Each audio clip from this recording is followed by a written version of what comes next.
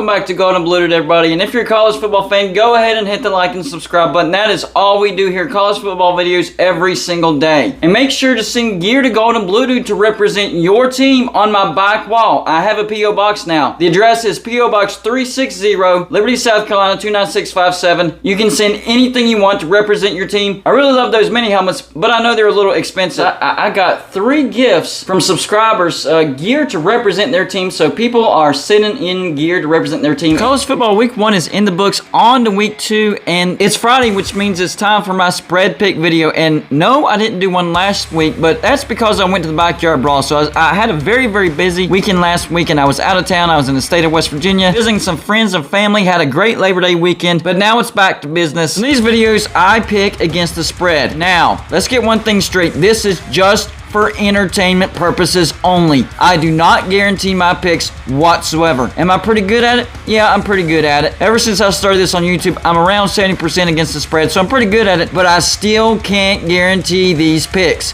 Entertainment purposes only. So it's early in the year and we still have a ton of undefeated teams in West Virginia. Not one of them, so I'm not in a good mood because of that, but college football moves on. So let's talk about this week's games. Who remains undefeated and what are my spread picks against the Vegas spread? First of all, the ranked teams who are undefeated that are playing FCS teams, they are in no danger of getting upset. Not like last year when Montana upset Washington and Jacksonville State upset Florida State. That's not happening. So number 18, NC State will cruise over FCS Charleston Southern. Number 13, Utah will cruise over FCS Southern Utah. Number 5, Clemson will have no issues with FCS Furman. Number 2, Georgia, absolutely no issues with FCS Samford. And finally, number 22, Ole Miss, absolutely no issues with FCS Central Arkansas. Now that we have that out of the way, let's move on to some more competitive games. There's still some games on here that involve ranked FBS teams versus group of 5 teams, so those still could be a blowout, but let's take a look at those real quick. We have Arkansas State at number 3, Ohio State. Ohio State is a 44.5 point favorite. Look, I think Ohio State has no issues with Arkansas State. I just think that spread is a little too high. I think Arkansas State is a little bit better than that, so I'm going to say that Ohio State wins by 30 to 40 points, but they don't cover. Southern Miss at number 15, Miami. Miami is a 25 point favorite. Miami looked good last week in a blowout win over FCS Bethune-Cookman. I think they look good again in a blowout win against Southern Miss. I think they cover. Appalachian State at number 6, Texas A&M. Texas A&M is a 20 point favorite. A lot of people think that this is going to be a close game because of the competitive game they had with North Carolina. No, I think North Carolina is just that bad, especially their defense. I think Texas A&M beats Appalachian State, and I think they cover easily. So the Aggies of Texas A&M keep marching on, still undefeated after whooping the Mountaineers of Appalachian State. Next is Akron at number 14, Michigan State. Michigan State is the 34.5 point favorite. I don't think the Spartans are going to have any trouble with Akron, and I do think they cover that spread. I think Michigan State wins by 40. The next game is Kent State at number 7, Oklahoma. Oklahoma just a 33 point favorite. Honestly, I was expecting that to be a higher spread. Going to Blue, did you just say just a 33 point favorite? That's a big spread. Yes, it is,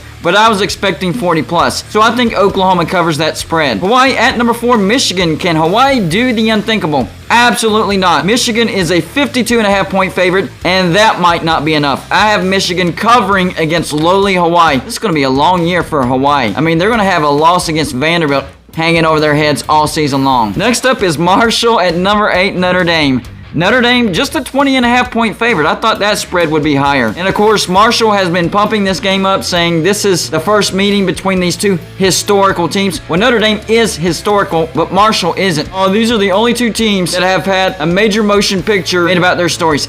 Wrong answer. There's like a dozen of them. There's nothing historical about this. However, I do think that Notre Dame does not cover that 20.5 point spread. I think they win comfortably by 14 to 17 points, but Marshall is a little bit better than that. But I'm sorry, Marshall. I disagree with you. I do not think that the entire nation is going to be watching Marshall at number 8, Notre Dame. Just not happening. Finally, the last group of 5 versus FBS matchup. Number 25, Houston at Texas Tech. Texas Tech is actually the 4 point favorite, and I'm going with Texas Tech. I think they beat number 25, Houston, and I think they cover. Lubbock, Texas has been a house of horrors for Dana Holgorsen. It was last year with a good Houston team. It's going to be a house of horrors this year with a good Houston team. I think Texas Tech beats Houston by a couple of touchdowns here. Now we're getting into the good matchups. The first one I want to talk about is number 23, Wake Forest at Vanderbilt. Wake Forest is now favored by 12.5 points because they found out that their starting quarterback, Sam Hartman, is going to be back. If Sam Hartman wouldn't have come back, then I probably would have picked Vanderbilt with the upset. But with him coming back, I'm picking Wake Forest, and I think they cover easily. I think they blow out Vanderbilt, and Vanderbilt, unfortunately, comes back to earth. Next, we're going to go with Arizona State at number 11, Oklahoma State. Oklahoma State just a 12.5 point favorite. That surprises me. I think Arizona State is not a very good team, and Oklahoma State, I know their defense didn't look electric last week, but they did take out their starters in the third quarter. So I think Oklahoma State handles Arizona State and covers the spread. This should be a fairly easy win for the Cowboys of Oklahoma State. What about Washington State at number 19, Wisconsin? Well, I'm totally confused because I thought Washington State was going to be an even better team than what they were last year, a solid bowl team. And then they come out and barely beat FCS horrible Idaho by just a touchdown. So no, I don't think Washington State has a chance to beat Wisconsin on the road. Wisconsin is a 17.5 point favorite, and not only do I have Wisconsin winning, but I think they cover the spread. I think they blow out Washington State by 20 plus points. I could be wrong. Maybe Washington State wasn't playing their starters the entire game last week. I don't know. Maybe they only called 3 plays over and over and over the entire game. I don't know. But they looked really, really bad, so I'm taking Wisconsin to cover. Next up is a revenge game. Number 10, USC at Stanford. Last year, unranked Stanford marched into number 14 USC and obliterated the Trojans. But this year, USC is going on the road. They are an 8.5 point favorite, and I think USC does indeed beat Stanford, and I don't even think that they're going to be scared in this game. I think they cover that 8.5, and I have them beating Stanford by 2 touchdowns or more. Next up, we have South Carolina at number 16, Arkansas. Arkansas just an 8.5 point favorite, and I think it's because of their offensive production from last week. They did not look good against Cincinnati. KJ Jefferson was out of sync for real. His throws were all over the place.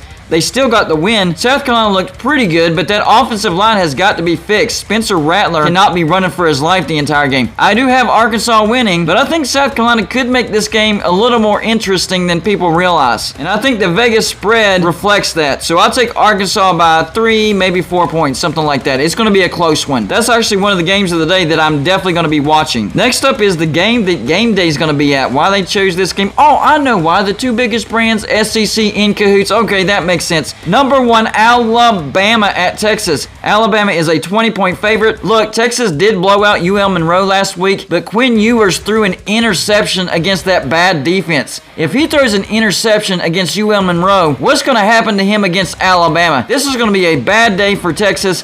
I have Alabama all over Texas. I think they beat Texas by 30 or more points. Texas comes back down to earth, but I still think that they're a better team than what they were last year. So hopefully this doesn't get in their heads and affects the rest of their season. Otherwise, they could miss a bowl again. But yeah, I have Alabama in a blowout win over Texas. Next up, we have number 20, Kentucky against number 12, Florida. Florida just a 6.5 point favorite. Look, Florida's been set up early in the season to look like this great team because they got 2 home games to start the season. The first one against number 7, Utah. Utah was not ready for the big moment. In fact, I picked the upset. I thought the moment was going to be too big. I thought the crowd was going to be too much, and that's what it turned out to be. It's going to be the same situation for Kentucky. It's just too early in the season for them to handle this type of environment, and I think Florida will beat Kentucky, and I think they will cover. I think they beat them by at least 10 points, and whenever this happens, Florida all of a sudden is going to be a top 10 team because they beat number 7 Utah and number 20 Kentucky at home. Well, this is going to be a long season, so buckle up because you will be coming back to earth after these 2 big wins. So yeah, I do have Florida winning, and I do have Florida covering. Finally, the last 2 games, I couldn't decide which one of these I wanted to be the game of the day, so I picked both of them. But the first one I'm going to pick is number 24 Tennessee at number 17 Pitt. Tennessee is a 6 point favorite. Tennessee actually did not look good against Ball State. That defense is horrible, and they actually allowed Ball State to sack Hendon Hooker. That's not a good sign at all. Pitt's defense is going to be much better than Ball State's defense, and Pitt's offense was actually pretty good against West Virginia as well. Pitt was actually tested, and they got through it with the win. Congratulations. I hate to say it, but congratulations. We made enough mistakes for you to win, but a win's a win, right? And I think Pitt starts the season 2-0. I have them beating Tennessee, and this could vault Pitt into the top 10 in the AP poll rankings. That's going to give me a headache, but you know what? I can't say that they wouldn't deserve that. I think they would deserve that. Then the other game of the day for this Saturday for me is going to be number 9 Baylor at number 21 BYU. I did go back and forth on this game. I like both of these teams. BYU is favored by 3. I do think the home environment is going to play a factor. That's why I'm leaning towards BYU, and I do think they cover. I think maybe by a touchdown they beat Baylor. Baylor's offense, not a lot of production returning. They got most of the offensive line, but they have a new quarterback. This quarterback beat out last year's quarterback, so apparently he's even better, but brand new weapons all around. I do like their defense. They have a lot of starters coming back on defense, but I just think that this road environment is going to be too much for Baylor. But the good news for Baylor is this does not affect your Big 12 rankings because BYU is not in the Big 12 just yet. So I'll take BYU at home, and I think they cover the spread and beat Baylor by at least a touchdown. Y'all let me know in the comments section where you disagree with me on, and I know you do somewhere, somehow, and I'm going to hear about it, so I might as well embrace it, right? That's all I got for you for this show. Like and subscribe if you haven't already, and I'll see you on my next show.